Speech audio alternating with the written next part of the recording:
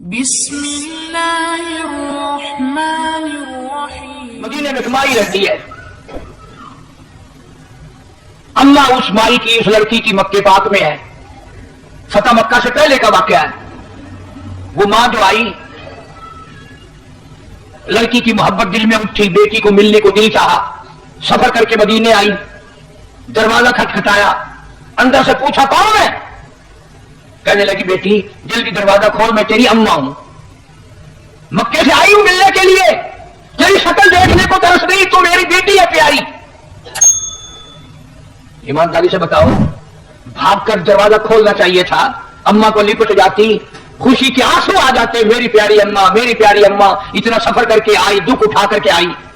اللہ غنی، اندر بیٹھی بیٹھی لڑکی کہتی امی جان میں تمہیں کفر کی حالت میں چھوڑ کر آئی تھی، اس وقت تم کافرہ تھی، کلمہ نہیں پڑھتی تھی، یہ تو بتاؤ میرے نبی کا کلمہ پڑھ کر آئی یا وہی حالت ہے؟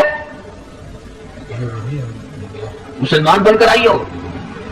یا بھی حالت کفر پہ ہو؟ امی کہنے لگی بیٹی نے باتوں کو چھوڑا، آخر میں تیری اماں ہوں، تو میری بیٹی ہے، محبت نے مجبور کیا، میری اکڑیاں کوئی، میں تجھے ملنے کے لیے چلی آئی، میں تیری شکل دیکھنا چاہتی ہوں۔ اندر سے آواز آتی ہے امی برا نہ ماننا، جب تک میں حضور کریم صلی اللہ علیہ وسلم سے کسی کو بھیج کر پوچھ نہ لوں کیا کافر ماں کو گھر میں آنے دوں کہ نہیں، اس وقت تک دروازہ بند رہے گا۔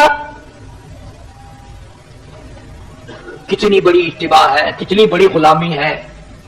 یعنی یہ بھی کوئی پوچھنے کی بات تھی؟ چنانچہ آدمی بھیجا، حضور کریم صلی اللہ تعالی علیہ وسلم سے پوچھا، آپ نے اجازت عطا فرمائی، تب دروازہ کھولا۔ اما نے کئی دن قیام کیا، ٹھہری بیٹی کے گھر، مکے جانے کا ارادہ کرنے لگی تو غریب تھی ماں، بیٹی کا ذرا حال اچھا تھا، کہنے لگی میں تیری اما ہوں، غریب ہوں، میری کچھ امداد کر، میری ساتھ کو سلوک کر، کوئی خدمت کر میری، میں تیری اما ہوں، غریب ہوں۔ اب آپ لوگ اندازہ لگا لیں، سمجھدار بیٹھے ہو، جب ماں کے بارے میں ایک دفعہ اجازت لے لی حضور صلی اللہ علیہ وسلم سے، اب بار بار تنگ کرنا، پوچھنا، یہ بھی کوئی بات تھی؟ اجازت مل گئی، پھر کھلاؤ بھی، پلاؤ بھی، کپڑے بھی پہناؤ، خدمت بھی کرو۔ پھر کہنے لگی میں یہ بات بھی حضور کریم صلی اللہ علیہ وسلم سے پوچھواتی ہوں، معلوم کراتی ہوں کہ کیا کافر اما ہو، مکے سے آئی ہو، ملنے آئی ہو، ابھی کلمہ نہیں پڑتی، اس کی کچھ امداد کروں تو آپ کی اجازت ہے، کر سکتی ہو؟ یہ تو عورتوں کا حال ہے، عورتوں کا۔ آج کل تو قرآن سے، حدیث سے، نماز سے، سارے کاموں سے عورتوں کی چھٹی ہے، کیوں؟ جنت ان پہ واجب ہو گئی ہے، جنت ان کے باپ دادا کی ہے، پرواہ نہیں کرتی، نہ نماز کی پرواہ، نہ قرآن کی تلاوت کی پرواہ، نہ محمد عربی صلی اللہ علیہ وسلم کی سنت کی تابعداری کی پرواہ، نہ دوزخ کے انگاروں سے ڈرنا۔ اس لیے فرمایا قرآن کریم نے قل متاع الدنیا قلیل، دنیا بہت تھوڑے دنوں کا سودا ہے، والآخرۃ خیر لمن اتقى ولا تظلمون فتیلا، آخرت باقی رہنے والی ہے۔ اس جماعت کے کیا کیا آپ کو میں نمونے بتاؤں، قیامت قائم ہو سکتی ہے، صحابہ کرام کے واقعات ختم نہیں ہو سکتے۔ سیدہ ام حبیبہ رضی اللہ تعالی عنہ، حضرت امین معاویہ رضی اللہ تعالی عنہ کی بہن، حضرت ابو سفیان رضی اللہ تعالی عنہ کی بیٹی، ہماری سارے جہان کے مسلمانوں کی اماں، ساری امت کی اماں سیدہ ام حبیبہ رضی اللہ تعالی عنہ۔ اور ایک اور بات بتاؤں، جس مائی کا میں ذکر خیر کرنے لگا ہوں، آپ صلی اللہ علیہ وسلم کے 11 نکاح ہوئے، آپ کی 11 شادیاں ہوئیں، سب سے زیادہ حق مہر اس ام حبیبہ کا مقرر ہوا، 1000 دینار۔ سرکار مدینہ صلی اللہ علیہ وسلم کی گھر والی ہے، ہم سب کی اماں ہے، مدینہ پاک میں ہے۔ ابو سفیان رضی اللہ تعالیٰ عنہ جو اس وقت مسلمان نہیں تھا، بیٹی مسلمان بن گئی، حضور کے گھر میں پہنچ گئی۔ ابو سفیان کا دل چاہا کہ بیٹی سے مل کے آؤں مدینے میں، اجازت لے کر، جیسے آج کل ملتے ہیں ہمارے یہاں، اجازت لے کر مدینے پاک میں آیا۔ اللہ سب کو اجازت نصیب فرمائے۔ اگر اگلی دعا میں کر دوں گا تو شاید تمہیں بری لگے کہ جا مدینے جائے سالہ مڑ کے نہ آئے، وہی مر جائے۔ یہ دعا تو مانگا کرو ہر وقت، اللہ مدینے کا سفر عطا فرمائے۔ وہ تو ہی کہ اللہ والا تھا جو ہر نماز کے بعد یہ دعا کرتا تھا، اللہم ارزقنا شہادۃ فی سبیلک۔ جناب فاروق اعظم رضی اللہ تعالیٰ عنہ ہر وقت دعا کرتا ہے الہی تیری راہ میں اپنے نام پہ شہادت کی موت عطا فرما بدل موتنا فی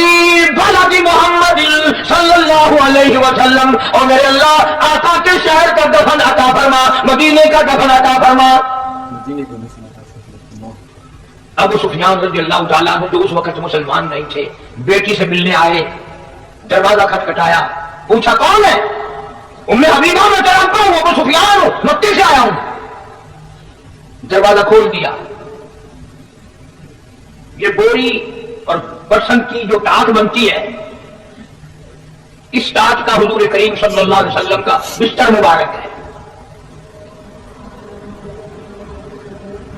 اگر سردی ہوتی تھی آدھا نیچے بچھا لیا جاتا تھا آدھا اوپر اور لیا جاتا تھا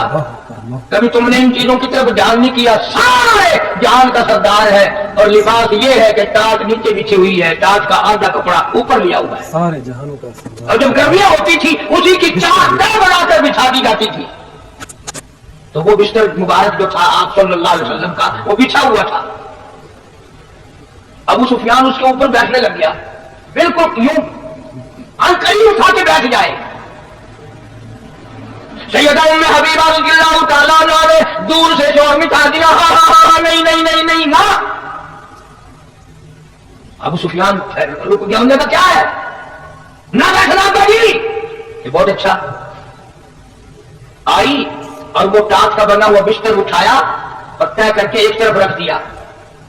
ابو سفیان کو بڑا غصہ لگا کہ یہ تو بیٹی ہو کر بڑی بے ادب ہو گئی میں 320 میل سے ملنے آیا ہوں اس کی شکل دیکھنے آیا ہوں یہ میری بیٹی ہے یہ کر کیا رہی ہے لوگ اپنے باپ کا بستر بچھایا کرتے ہیں اس نے اٹھا کر لپیٹ کے اور علیحدہ رکھ دیا اٹھا کر علیحدہ رکھ دیا مکے کا آخر سردار تھا ابو جہل بھی اس کو سردار مانتا تھا بہت بڑا سردار تھا ابو سفیان رضی اللہ تعالیٰ عنہ کہنے لگا بیٹی بے ادب ہو گئی ہو گستاخ ہو گئی ہو ابا کے لیے بستر بچھایا نہیں اور بچھا ہوا بھی تو تھا وہ بھی اٹھا دیا سبحان اللہ کیا بات ارشاد فرمائی سیدہ ام حبیبہ رضی اللہ تعالیٰ عنہ نے فرمانے لگی ابا میرے ابا ہے میں اپنا دوپٹہ بچھا سکتی ہوں اپنا کپڑا بچھا سکتی ہوں اپنا میں سب کچھ اپنا میرے باپ کا قربان کر سکتی ہوں بے ادب نہیں بلکہ میں نے اس گھر میں آ کر ادب سیکھ لیا اور وہ یہ بستر نبی پاک کا ہے ابا کافر مشرک پلیت ہے میں نبی پاک کے بستر پہ مشرک باپ کو ہرگز نہ بیٹھنے دوں گی بستر نبی پاک صلی اللہ علیہ وسلم کا ہے جہاں جبریل آتا ہے میں مشرک باپ کے نیچے کیوں بچھاؤں میں نے تو ادب سیکھا اسی گھر میں آ کر اس لیے یہ چیزیں کر رہا ہوں کہ دماغ میں بٹھاؤ غلامی کرتے کرتے دم نکل جائے پھر تو ہے کامیابی ورنہ وہ مار پڑے گی جو جھلی نہیں گائے یاد رکھو قبر کا اندھیرا سے لے کر تباہی تباہی ہے قرآن کریم میں ہے جہنم میں لوگ ہزاروں سال کر گزار دیں گے پانی پانی پانی پانی کرتے کرتے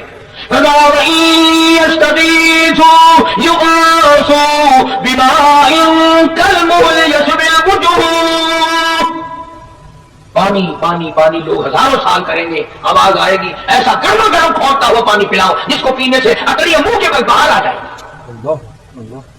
عرض کرنے کا میرا مقصد کسی سے لڑائی نہیں کسی سے جھگڑا نہیں چاہتا یہ ہوں کہ مجھے بھی توفیق ہو جائے اور آپ لوگوں کو بھی نصیب ہو جائے کہ محمد عربی صلی اللہ علیہ وسلم کی اتباع کرتے کرتے موت آ جائے بلکہ قبر پر مٹی ڈالنے کا بھی سنت طریقہ ہے مردے کو قبر میں اتارنے کا بھی سنت طریقہ ہے مردے کو قبلے کی طرف منہ موڑنے کا بھی سنت طریقہ ہے کفن پہنانے میں بھی سنت طریقہ ہے غسل دینے میں بھی حضور کریم صلی اللہ علیہ وسلم کا بتایا ہوا سنت کا طریقہ ہے جنازہ پڑھنے میں بھی جنازہ اٹھا کر لے جانے میں بھی پیدائش میں بھی مرنے میں بھی جینے میں ہر موڑ پہ حضور کریم صلی اللہ علیہ وسلم کی ادائیں اور آپ کی سنت کو زندہ کرنے والا فرمایا من احیا سنتی عند فساد امتی جس نے ایسے وقت میں میری ایک سنت کو زندہ کیا جبکہ لوگوں نے میری سنت کو مٹا دیا ہو فلہ اجر مئات شہید او کما قال النبی صلی اللہ علیہ وسلم حضور فرماتے ہیں میں وعدہ کرتا ہوں اللہ پاک اس کو 100 شہیدوں کا ثواب عطا کرے گا اللہ پاک اس کو 100 شہیدوں کا ثواب عطا کرے گا کیا ہم اپنے گھروں میں نبی کی سنت کو زندہ کریں اپنے بچوں کو بتائیں طریقہ سکھائیں اپنے گھر کے ماحول میں جیسے آج کل ہم لوگ شرماتے ہیں نا کہ اگر فرش نہ دھویا گیا تو آنے جانے والی کیا کہیں گی اگر گھر کی صفائی نہ ہوئی لباس کی صفائی نہ ہوئی چہرے منہ کی صفائی نہ ہوئی کوئی عورت آ گئی تو کیا کہے گی بس یوں سوچ لیا کرو قیامت کے دن جب شفاعت کے لیے آقا کے دربار میں جائیں گے، یہ گناہ لے کر جائیں گے تو حضور ہمیں کیا فرمائیں گے؟ اللہ پاک مجھے اور آپ کو عمل کی توفیق عطا فرمائے۔ وآخر دعوانا الحمدللہ۔